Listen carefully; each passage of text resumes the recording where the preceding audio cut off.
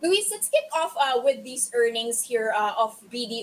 What's your reaction here? On the one hand, it's lower year on year, double digits for the third quarter at least. But on the other hand, you do have some analysts already having expected that, and some even saying that this was better than the what they were expecting.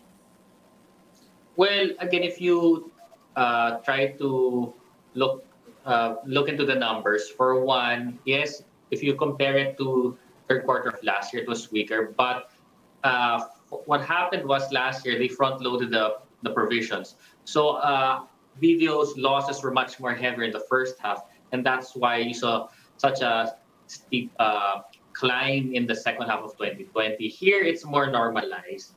Um, of course, I think the concern now is just really the non-performing loans, which I think is still within an acceptable range.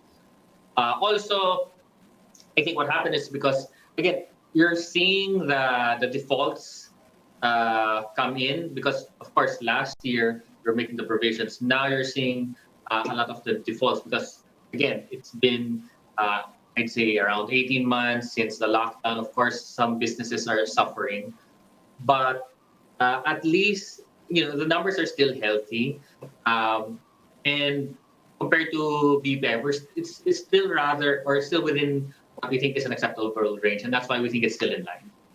Okay, Luis, can you clarify that? With the provisions that they've set aside and the non-performing loans, can you say that those non-performing loans are already going to be covered, or will we be expecting more pain and more provisions need to be set aside, not just by BDO but by the biggest banks? Yes, well, again, it depends. You really have to look at it among these non-performing loans. Which ones are probably going to be look like they're going to default? Which ones you think are going to get some refinancing? Also, the quality of the loans as well are a lot of these corporates, so it's easy, it's easy for them to get some assistance. If it's personal loans, again, that one you have to look at them individually. So that makes it much more of a concern. I think for BDO, at least, they're more skewed to the corporate. So that's why people think that it's still healthy, even if the non-performing loans are still elevated from where they were versus the pre-pandemic. Okay, what about their core business, which is of course lending?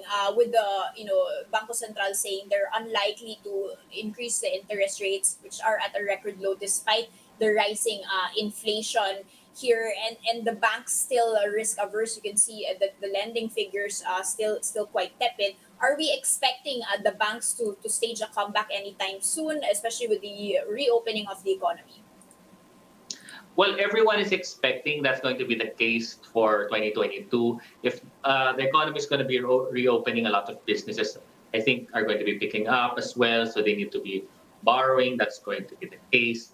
I think in terms of the rates, what I think is more essential is that there won't be any shock. So if the BSP signals that there won't be any rate hikes for this foreseeable period, at least the banks can make their assumptions moving forward. If BSP suddenly raises rates, uh, in the next meeting, which they've already signaled that they're probably not, it's not going to happen, then probably that's going to send some shockwaves to the bank. So they have to, change their assumptions, and it's going to affect all the loans that they've been given out to recently.